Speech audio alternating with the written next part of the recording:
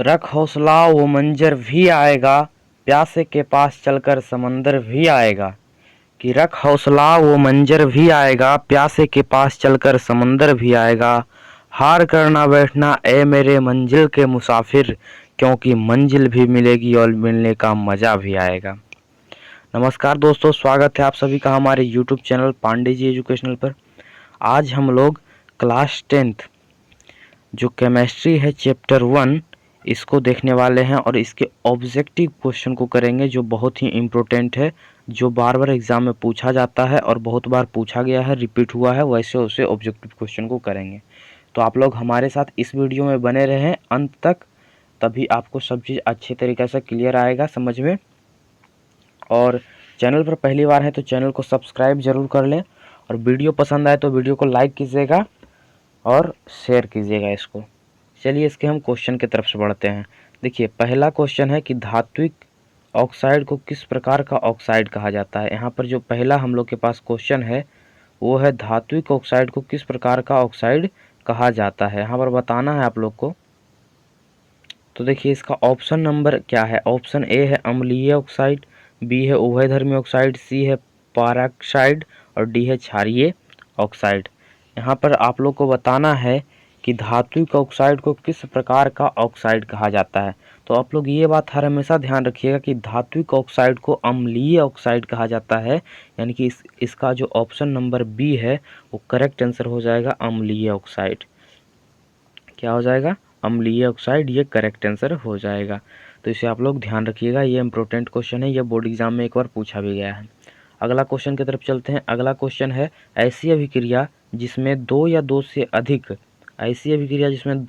से अधिक अभिकारक मिलकर उत्पाद का निर्माण करते हैं उसे क्या कहते हैं। आपको ऐसी अभिक्रिया बताना है जिसमें दो या दो से अधिक अभिकारक मिलकर उत्पाद का निर्माण करते हैं। तो जो ऑप्शन ए है विस्थापन, बी है संयोजन अभिक्रिया, सी है विस्थापन अभिक्रिया और डी है अपघटन अभिक्रिया। द्विविस्थापन अभिक्रिया सी नंबर में होगा और डी है अपघटन अभिक्रिया। तो आप लोग को बताना है कि इसमें क्या होगा। तो देखिए जब अभिक्रिया का बात है, ऐसा अभिक्रिया जिसमें दो पदार्थ मिल करके एक नया पदार्थ का निर्माण कर रहा है, एक नया उत्पाद का निर्माण कर रहा है, तो ऐसे में क्या हो जाएगा, उसको क्या कहेंगे, संयोजन अभिक्रिया। की दो पदार्थ संयोग करके एक नया पदार्थ का निर्माण कर रहा है, इसको संयोजन अभिक्रिया कहेंगे। ऐसी अभिक्रिया जिसमें दो या दो से अधिक अभिकारक मिलकर उत्पाद का निर्माण करते हैं उसे कौन सी अभिक्रिया कहेंगे। तो ध्यान रखिएगा आप लोग इस बात को हर हमेशा कि उसे संयोजन अभिक्रिया कहेंगे। चलिए अब हम लोग अगला प्रश्न की तरफ चलते हैं। अगला प्रश्न क्या कहता है, देखिए ध्यान दीजिए। अगला प्रश्न है कि जिस अभिक्रिया में अवक्षेप का निर्माण होता है, जिस अभिक्रिया में किसका निर्माण होता है, अवक्षेप का निर्माण होता है। अवक्षेप, यहाँ पर अवक्षेप का निर्माण होता है, उस अभिक्रिया को क्या कहते हैं। तो आप लोग सिंपल बात इसको ध्यान रखिएगा। देखिए जैसे ऑप्शन दिया हुआ है विस्थापन अभिक्रिया, अवक्षेपन अभिक्रिया, संयोजन अभिक्रिया और वियोजन अभिक्रिया। यहाँ पर आप लोग को 4 ऑप्शन दिया गया है, चारों में से करेक्ट आंसर चुनना है। तो आप लोग को पता होगा कि जिस अभिक्रिया में अवक्षेप का निर्माण होता है उसे अवक्षेपन अभिक्रिया कहते हैं। ये बात को आप लोग ध्यान रखिएगा, यानी कि ऑप्शन नंबर बी जो है यहाँ पर बिल्कुल ही राइट आंसर हो जाएगा। Option number B correct answer हो जाएगा। कौन सा अभिक्रिया, अवक्षेपन अभिक्रिया। चलिए अगला प्रश्न की तरफ चलते हैं। अगला प्रश्न है प्रकाश संश्लेषण क्रिया में ऑक्सीजन बाहर निकलता है। इस क्वेश्चन का कहने का मतलब ये है कि प्रकाश संश्लेषण का जो क्रिया होता है तो उसमें ऑक्सीजन किधर से बाहर निकलता है। ऑप्शन ए है जल से, बी है CO2 कार्बन डाइऑक्साइड से, सी है ग्लूकोज से और डी है डिक्टियोजोम से। तो आप लोग को यहाँ पर बताना है। देखिए प्रकाश संश्लेषण की प्रक्रिया में जो ऑक्सीजन बाहर निकलता है वो जल के साथ मिलकर के बाहर निकलता है, इसलिए ऑप्शन नंबर इसका जो ए है ये बिल्कुल ही राइट आंसर हो जाएगा, करेक्ट आंसर हो जाएगा। आप लोग इस बात का ध्यान रखिएगा। चलिए अब हम लोग अगला प्रश्न की तरफ चलते हैं। अगला प्रश्न है जिंक तथा सल्फ्यूरिक अम्ल के बीच अभिक्रिया से निम्नलिखित में से कौन सी गैस निकलती है। जब जिंक और सल्फ्यूरिक अम्ल के बीच में अभिक्रिया होता है तो उसमें कौन सा गैस निकलता है, ये आपको बताना है। तो ये बात को हमेशा ध्यान रखिएगा कि जब जिंक और सल्फ्यूरिक अम्ल के बीच अभिक्रिया होगा तो उसमें H2 गैस मुक्त होता है, इस बात को ध्यान रखिएगा। यानी कि ऑप्शन नंबर जो सी है यहाँ पर वो बिल्कुल ही करेक्ट आंसर हो जाएगा, H2 गैस यहाँ पर मुक्त होगा। ये बात आप लोग ध्यान रखिएगा। इस चैनल पर पहली बार है तो चैनल को सब्सक्राइब करके बेल आइकन को प्रेस कर दें ताकि आपको इस तरह का वीडियो मिलते रहे सबसे पहले। चलिए आगे बढ़ते हैं। अगला क्वेश्चन है, लोहा से जिंक को लेपित करने की प्रक्रिया को क्या कहते हैं? लोहा से जिंक को लेपित करने की प्रक्रिया क्या कहलाता है? लोहा से जिंक को लेपित करने की प्रक्रिया क्या कहलाता है? तो आप लोग ध्यान दीजिएगा कि जब जिंक को लोहा से लेपित करते हैं, मतलब इस प्रकार का जब लेपन होता है तो उसको क्या कहते हैं? गैल्वेनीकरण कहते हैं। ऑप्शन नंबर बी जो यहाँ पर है वो बिल्कुल ही करेक्ट जवाब हो जाएगा, गैल्वेनीकरण। इसे आप लोग ध्यान रखिएगा। चलिए अगला प्रश्न की तरफ चलते हैं। अगला प्रश्न है, सिल्वर क्लोराइड का रंग क्या है? यहाँ पर आप लोग को बताना है कि सिल्वर क्लोराइड का रंग जो है वो कैसा होता है। तो आप लोग को पता होगा, देखिए ऑप्शन यहाँ पर बहुत सारा है। ऑप्शन है उजला, पीला, हरा और काला। तो सिल्वर क्लोराइड का जो रंग होता है वो उजला होता है, इस बात को आप लोग ध्यान रखिएगा। यानी कि ऑप्शन नंबर ए जो है करेक्ट आंसर हो जाएगा। वाइट इसका करेक्ट आंसर हो जाएगा। क्या हो जाएगा? उजला। अगला प्रश्न की तरफ हम लोग बढ़ते हैं। अगला प्रश्न क्या है, देखिए अगला प्रश्न है, साग सब्जियों का विघटित होकर कंपोस्ट बनना किस अभिक्रिया का उदाहरण है? ये क्वेश्चन 2017 और 2013 दोनों बोर्ड एग्जाम में पूछा गया है। तो ये क्वेश्चन परीक्षा के दृष्टिकोण से बहुत ही महत्वपूर्ण है। तो आप लोग इस प्रश्न पर अच्छा तरीका से ध्यान दीजिएगा। ये दो बार पूछा गया है और संभावना है कि ये इस बार भी पूछ सकता है। तो आप लोग इस प्रश्न को अच्छा तरीके से समझ लीजिए। ऑप्शन ए है ऊष्माक्षेपी अभिक्रिया, ऑप्शन बी है उष्मा ऑप्शन ए है ऊष्माशोषी, ऑप्शन बी है ऊष्मा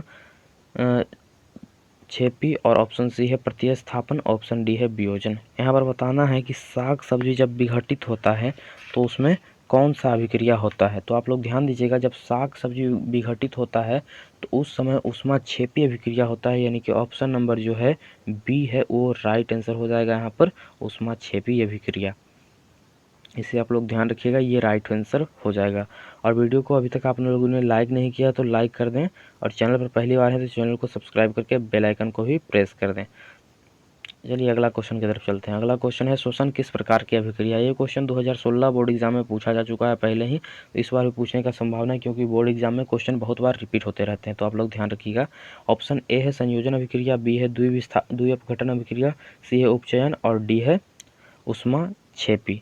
बताना है शोषण किस प्रकार का अभिक्रिया है। तो शोषण जो है वो उपचयन अभिक्रिया है, इसे आप लोग ध्यान रखिएगा। शोषण की कौन सा अभिक्रिया है? उपचयन अभिक्रिया है। यानी कि ऑप्शन नंबर सी जो यहाँ पर है वो बिल्कुल ही राइट आंसर हो जाएगा, उपचयन अभिक्रिया। अगला क्वेश्चन की तरफ चलते हैं। अगला क्वेश्चन देखिए क्या है। अगला क्वेश्चन है कि जल H2O में हाइड्रोजन तथा ऑक्सीजन की परमाणु संख्याओं का अनुपात क्या है? जल जो है H2O, इसमें हाइड्रोजन तथा ऑक्सीजन की परमाणुओं का अनुपात क्या है? इसका option number B correct answer हो जाएगा, 2:1। क्योंकि देखिए H2O, इसका सूत्र से ही पता चल रहा है कि H2O यानी कि हाइड्रोजन जो है 2 भाग है और ऑक्सीजन 1 भाग है। तो 2:1 इसका जो है करेक्ट आंसर हो जाएगा। यानी कि option number B is a right answer हो जाएगा। इस क्वेश्चन का 100% राइट आंसर हो जाएगा। चलिए अगला क्वेश्चन की तरफ चलते हैं। अगला प्रश्न क्या है, क्या कहता है उसको देखते हैं। अगला प्रश्न है कि संगमरमर का रासायनिक सूत्र क्या है? आप लोग इसको ध्यान से देखिए। ये 2013 2015 दो बार पूछा गया है, तो 2 बार रिपीट हो चुका है, तो इस बार भी पूछने का संभावना बन जाता है इसका।